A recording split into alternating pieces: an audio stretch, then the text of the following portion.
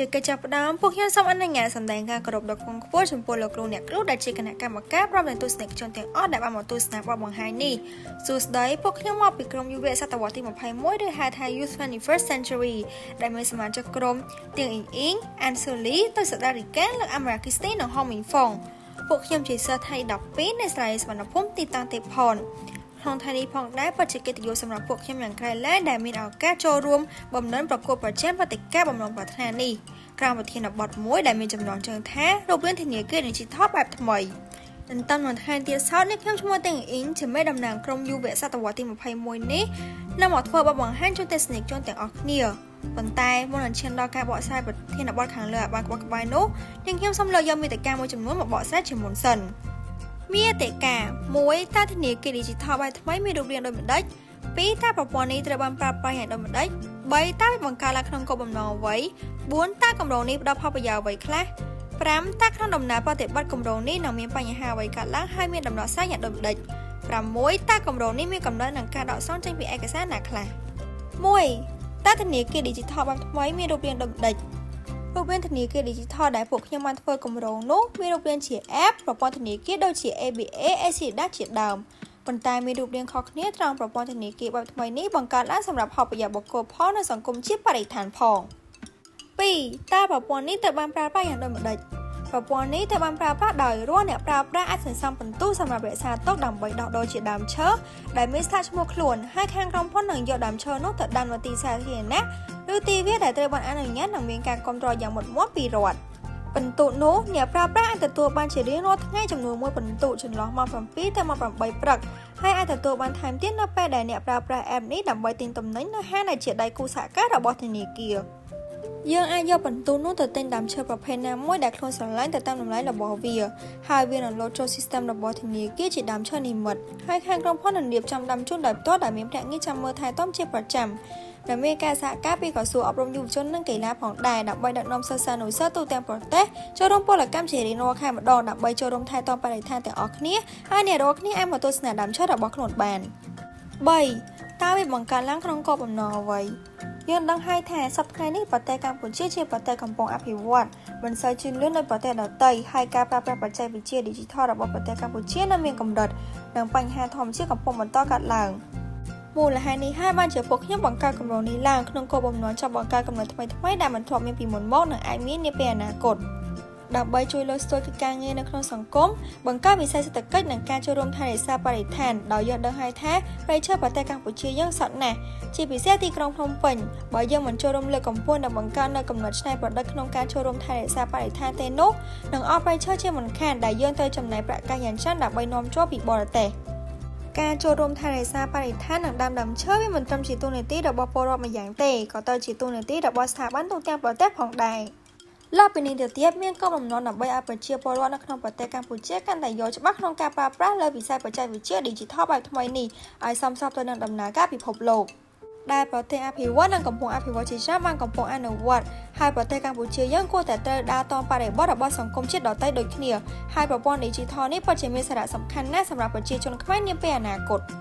ហើយជាពិសេសទៅទៀតនោះគម្រោងមួយនេះអាចបណ្ដុះទឹកចិត្តស្មារតីរបស់ប្រជាពលរដ្ឋឲ្យមានការយកចិត្តទុកដាក់ទៅនឹងបញ្ហាធម្មជាតិរបស់ភពផែនដីដែលកំពុងបំផ្លិចបំផ្លាញដោយសារមនុស្សពីមួយថ្ងៃទៅមួយថ្ងៃជំរុញឲ្យប្រជាជនកាន់តែមានសន្តានចិត្តជួយដាំដើមឈើលម្អ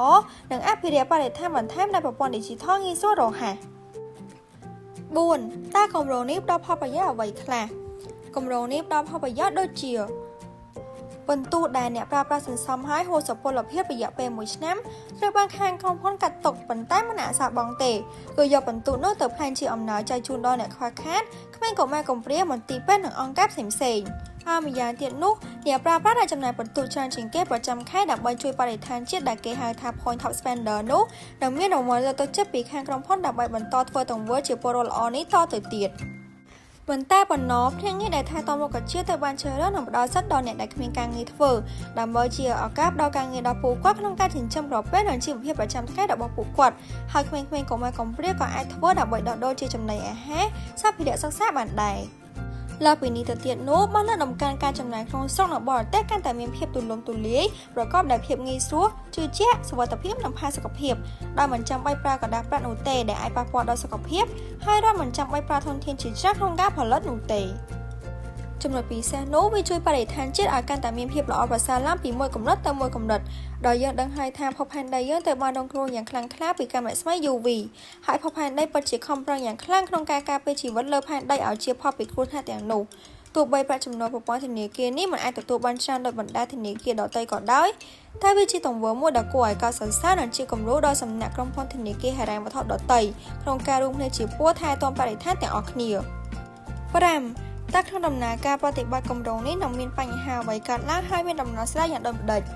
រាល់បញ្ហាដែលអាចកើតមានឡើងក្នុងដំណើរការប្រតិបត្តិនេះគឺមិនមានការគ្រប់គ្រងនិងស្វែងយល់ពីប្រជាជនក្រុមហ៊ុនទៅចំណាយដើមទុនច្រើនលុះត្រាតែជាក្រុមហ៊ុនធំដែលមានលទ្ធភាពមានប្រាក់ការគ្រប់គ្រងក្នុងការគ្រប់គ្រងគ្មានការសហការពីរដ្ឋគ្មានសុវត្ថិភាពក្នុងការប្រើប្រាស់និងបញ្ហាបច្ចេកទេសផ្សេងៗក្នុងដំណើរការទាញយកកម្មវិធីនេះប៉ុន្តែរាល់បញ្ហាទាំងនេះអាចដោះស្រាយបានដោយក្រុមហ៊ុននោះទៅស្វែងរកដៃគូសហការពីច្រើនបណ្ដាញទាំងក្នុងនិងក្រៅប្រទេសហើយត្រូវមានការផ្សព្វផ្សាយទូទាំងប្រទេសដោយដាក់ sponsor និងត្រូវសុំការអនុញ្ញាតត្រឹមត្រូវពីរដ្ឋបង្ហាញពីគម្រោងនេះទៅរដ្ឋដើម្បីទាក់ទាញឲ្យរដ្ឋមានការគាំទ្រនិងមានការបណ្ដាក់ទុនជាមួយហើយប្រព័ន្ធ system ត្រូវមានការ update ជាប្រចាំដើម្បីធានានូវសុវត្ថិភាពនិងភាពងាយស្រួលក្នុងការប្រើប្រាស់ជូនប្រជាពលរដ្ឋដែលប្រើប្រាស់ទោះបីទៅចំណាយដើមទុនច្រើនមានផលវិបាកមែនតែបើយើងចេះប្រើវិធីសាស្ត្រក្នុងការដកស្រាយដោយដែលពួកខ្ញុំបានរៀបរាប់ខាងលើផលដែលទទួលបានមកវិញគឺច្រើនលើសលប់រកបានទាំងប្រាក់ចំណូលក្រុមហ៊ុនផងជួយសង្គមជាតិយ៉ាងច្រើនផងដែលគ្មានការប្រតិបត្តិពីមុនមកនៅប្រទេសកម្ពុជាគួរជាគំរូសម្រាប់ស្ថាប័នធនាគារដទៃនៅទូទាំងសកលលោក 6. តើគម្រោងនេះមានកំណត់នឹងការដកស្រង់ចេញពីឯកសារណាខ្លះគម្រោងនេះពួកខ្ញុំមានកំណត់នឹងការដកស្រង់ចេញពីប្រព័ន្ធធនាគារ Alipay and Forex នៅប្រទេសចិនត្រូវបានដាក់ឲ្យប្រើប្រាស់នៅខែសីហាឆ្នាំ 2016 ដែលត្រូវបានរកឃើញដោយលោក Jack Ma ជាគម្រោងមួយដែលត្រូវបានដាក់ឲ្យដំណើរការប្រើប្រាស់នៅលើទូរស័ព្ទដៃចល័តតាមវេទិកាទូទាត់តាមអ៊ីនធឺណិតរបស់ Alipay and Forex ត្រូវបានដាក់ឲ្យប្រើប្រាស់ដោយការដឹកជញ្ជូនសាធារណៈបង់ថ្លៃសេវាអ៊ីនធឺណិតបង់ថ្លៃសម្បត្តិធ្វើដំណើរតាមអ៊ីនធឺណិតចុះឈ្មោះមន្ទីរពេទ្យតាមអ៊ីនធឺណិតដែលដូចទៅនឹងក្រុមហ៊ុនធនាគារ ABS សប្តាហ៍ថ្ងៃនៅប្រទេសកម្ពុជាដែលមានប្រព័ន្ធប្រាក់កម្ចីដែរម្យ៉ាងទៀត Alipay and Forex ត្រូវបានដាក់ឲ្យអ្នកប្រើប្រាស់ព្យាយាមប្រើប្រាស់សកម្មភាពណាដែលមានឧស្ម័នកាបូនទាបបំផុតហើយកាត់បន្ថយការបញ្ចេញកាបូនហើយទាំងនេះនឹងត្រូវរាប់បំលែងទៅជាថាមពលបៃតងនិម្មិតហើយអ្នកប្រើប្រាស់អាចប្រើថាមពលទាំងនេះដើម្បីលើកយកដើមឈើនិម្មិតនៅក្នុងគណនី and Forex របស់ពួកគេ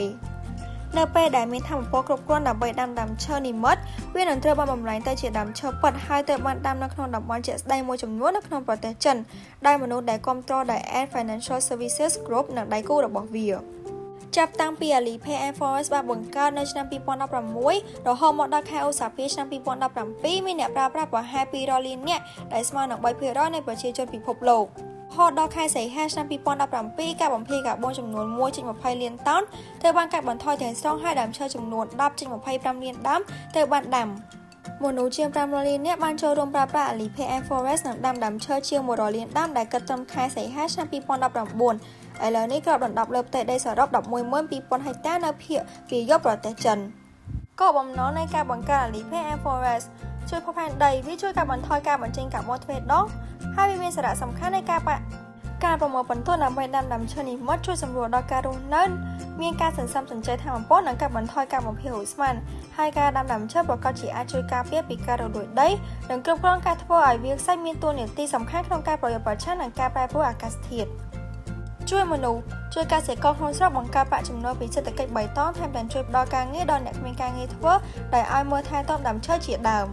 កម្មវិធី Alipay and Forex បានបង្កើតឱកាសការងារប្រមាណ 400,000 ការងារគិតត្រឹមខែសីហាឆ្នាំ 2019 and Forex គឺពិតជាមានប្រជាប្រិយភាពយ៉ាងខ្លាំងនៅប្រទេសចិនក៏ដូចជាបណ្ដាប្រទេសនៅលើពិភពលោកគម្រោងនេះគឺពិតជាបានជួយបរិស្ថានសង្គមយ៉ាងច្រើននិងត្រូវបានទទួលស្គាល់ឲ្យប្រើប្រាស់ជាសកលវាជាប្រព័ន្ធធនាគារដែលមានសក្តានុពលជាមុខគេនៅប្រទេសចិនដោយពេលវេលាមានកំណត់ពួកខ្ញុំសូមបញ្ចប់ការបកស្រាយរបស់ពួកខ្ញុំត្រឹមនេះពួកខ្ញុំសង្ឃឹមថាគម្រោងនេះនឹងមានការតាក់ទាញចាប់ចិត្តពីសំណាក់លោកគ្រូអ្នកគ្រូដែលជាគណៈកម្មការក៏ដូចជាទស្សនិកជនទាំងអស់គ្នា ពេលដែលអនុវត្តសង្ឃឹមថានឹងមានការគ្រប់គ្រងពីប្រជាជនកម្ពុជាក៏ដូចជារដ្ឋាភិបាលក្នុងការមូលគ្នាជាកម្លាំងចលករដ៏រឹងមាំដើម្បីទទួលបាននូវលទ្ធផលត្រចះត្រចង់ដោយពំនាំយកមកនូវផលប្រយោជន៍ជាច្រើនមិនត្រឹមតែប្រយោជន៍បុគ្គលទេពោលគឺប្រទេសជាតិទាំងមូលទាំងវិស័យសេដ្ឋកិច្ចប្រជាពលរដ្ឋនិងបរិស្ថានដែលអាចឈានទៅរកលំដាប់ថ្នាក់អន្តរជាតិចង្កឹះមួយបាច់ទៅកិច្ចមិនបាក់ហើយក៏សូមជូនពរដល់លោកគ្រូអ្នកគ្រូដែលជាគណៈកម្មការនិងទស្សនិកជនទាំងអស់គ្នាឲ្យសូមប្រកបតែពុទ្ធពរទាំង4ប្រការគឺអាយុវណ្ណៈសុខៈពលៈកំបីគ្រៀងគ្រៀតឡើយសូមអរគុណ